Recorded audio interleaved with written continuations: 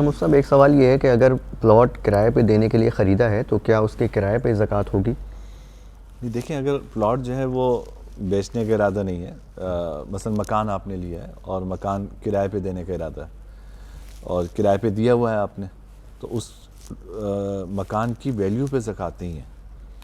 جو کرایہ آپ کو وصول ہوا ہے تو ظاہر ہے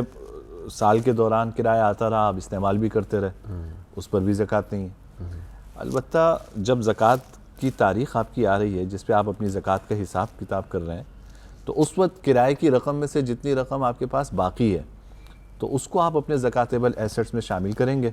اور جس طرح کیش کی زکوٰۃ ادا کریں گے اس طرح کرائے میں سے جو رقم باقی ہے اس کی زکوٰۃ بھی آپ ادا کریں۔ اچھا، زکوٰۃ کے حساب کے حوالے سے ایک سوال یہ ہے کہ زکوٰۃ کا حساب کرتے وقت کن مالی ذمہ داریوں کو منہا کیا جا سکتا ہے؟ دیکھیں، جو آپ کے اوپر پیبلز ہیں، جو ڈیٹ ہے آپ کے اوپر جو آپ کو ادا کرنا ہے، اس کو آپ مائنس کریں گے۔ مثلا کسی سے قرض لیا ہوا ہے وہ آپ کو واپس کرنا ہے، کوئی چیز خریدی ہوئی ہے اس کی قیمت آپ کو ادا کرنی ہے، تو یہ سب پیبلز ہیں جو مالی ذمہ داریاں ہیں جو آپ کے اوپر ہیں، تو اس کو ہم زکوٰۃ کا حساب کرتے وقت اس کو مائنس کر کے پھر زکوٰۃ ادا کریں گے۔ زکوٰۃ کے مصرف کے حوالے سے سوال یہ ہے کہ زکوٰۃ کس شخص کو دی جا سکتی ہے؟ جس شخص کے پاس 52.5 تولہ چاندی کی مالیت، جو تقریباً آج 89,000 روپے بنتی ہے، تو 89,000 روپے کے برابر اس کے پاس نہ سونا ہو، نہ چاندی ہو، نہ کیش رقم ہو، نہ مال تجارت ہو، اور نہ ضرورت سے زائد ساز و سامان اس کے پاس اتنی مالیت کا ہو، تو ایسے شخص کو زکوٰۃ دے سکتے ہیں۔ اب مثلا اگر فرض کیجئے کہ تھوڑا سا چند گرام سونا ہے اس کے پاس، کچھ چاندی ہے اور کچھ کیش ہے، تو ہم یہ دیکھیں گے کہ ان سب کی مجموعی مالیت 89,000 روپے بنتی ہے یا نہیں بنتی۔ اگر 89,000 روپے بنتی ہے تو اس کا مطلب ہے کہ یہ شخص مستحق زکوٰۃ نہیں ہے، اس کو زکوٰۃ نہیں دے سکتے۔ اگر ان سب کی مجموعی مالیت 89,000 روپے سے کم بنتی ہے تو ایسا شخص زکوٰۃ کا مستحق ہے، اس کو زکوٰۃ دی جا سکتی ہے۔ رشتہ داروں میں سے کن رشتہ داروں کو زکوٰۃ دی جا سکتی ہے؟ دیکھیے، یہ اصول یہ ذہن میں رکھیے کہ جن رشتہ داروں کے ساتھ ولادت کا تعلق ہے، یعنی آپ والد، والدہ، نانا،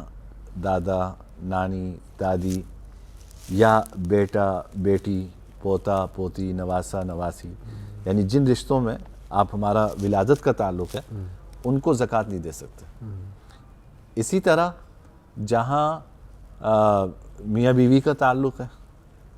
وہاں زکوٰۃ نہیں دے سکتے، شوہر بیوی کو نہیں دے سکتا، بیوی شوہر کو نہیں دے سکتی۔ بقیہ جو رشتے ہیں اگر وہ مستحق ہوں، بھائی ہے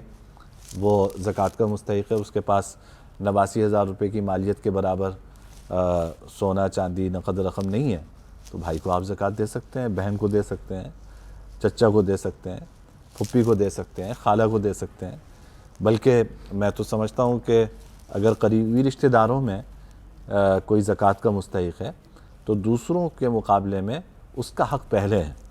اس کو زکوٰۃ دینے میں ایک تو زکوٰۃ کی ادائیگی کا تو ویسے ہی آپ کو ثواب ملے گا، صلہ رحمی کا بھی ثواب ملے گا، تو وہ زیادہ مستحق ہے۔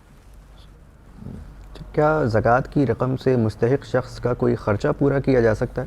مثلاً اس کے بلوں کی ادائیگی کر دی جائے؟ ہاں، زکوٰۃ کی رقم، دیکھیں اصول یہ ذہن میں رکھیے کہ مستحق کو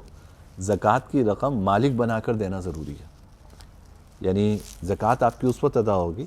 جب کسی ضرورت مند مستحق شخص کو آپ مالک بنا کر وہ رقم دیں، مطلب یہ کہ اس کو پیسے دے دیے اور اب اس کو مکمل اختیار ہو کہ وہ یہ پیسے اپنی جس ضرورت میں چاہے خرچ کر لے، تو تب جا کے زکوٰۃ ادا ہوتی ہے۔ اب اگر ایک شخص کا فرض کیجئے کہ اس کا بجلی کا بل آیا ہوا ہے، تو اگر آپ زکوٰۃ اس طرح ادا کرتے ہیں کہ مثلا 10,000 کا بل ہے، آپ نے اس شخص کو 10,000 روپے دے دیے اور اس سے وہ اپنا بجلی کا بل ادا کر دیتا ہے اور وہ مستحق ہے، تو آپ کی زکوٰۃ ادا ہو جائے گی، کیونکہ آپ نے مالک بنا کر اس کو رقم ادا کی اور اس نے اس رقم سے اپنی ایک ضرورت پوری کر لی۔ لیکن اگر آپ نے براہ راست اس کا بل ادا کر دیا تو چونکہ یہاں پر اس کو مالک بنانا نہیں پایا گیا، اس لیے اس صورت میں زکوٰۃ ادا نہیں ہوگی۔ اسی طرح آپ یہ بھی ذہن میں رکھیں کہ کوئی ضرورت مند ہے، اس کو دوائی چاہیے، اس کے علاج کا خرچہ ہے، تو اگر آپ اس طرح کریں کہ زکوٰۃ کی رقم آپ اس کو دیں مالک بنا کر، اور وہ اس سے دوائیاں خرید لیں یا ڈاکٹر کی فیس ادا کر دے، تو آپ کی زکوٰۃ ادا ہو جائے گی۔ وجہ یہ ہے کہ آپ نے اس کو مالک بنا کے دے دیے، اور اب اس کو اختیار تھا کہ وہ جہاں اپنی جس ضرورت میں چاہے یہ پیسے خرچ کرے، اس نے اس سے ڈاکٹر کی فیس ادا کر دی، دوائیاں خرید لی، تو اس سے زکوٰۃ ادا ہو جائے گی۔ لیکن اگر آپ نے اس کو یہ پیسے نہیں دیے بلکہ براہ راست ڈاکٹر کی فیس ادا کر دی، براہ راست اس نے لیبارٹری کے ٹیسٹ تھے، آپ نے لیبارٹری میں پیسے جمع کرا دیے، تو چونکہ یہاں پر اس کو مالک بنانا نہیں پایا گیا، اس لیے اس صورت میں زکوٰۃ ادا نہیں ہوگی۔ اس کا ہمیں خیال رکھنا ضروری ہے، کیونکہ یہ جو اصول ہے کہ زکوٰۃ اس وقت ادا ہوتی ہے جب آپ کسی کو مالک بنا کر دیں۔ ہمارے یہاں بہت ساری شکلیں ایسی اب معاشرے میں رائج ہو گئی ہیں کہ ہم اس شرط کا خیال نہیں رکھ رہے، اور اپنی نادانی میں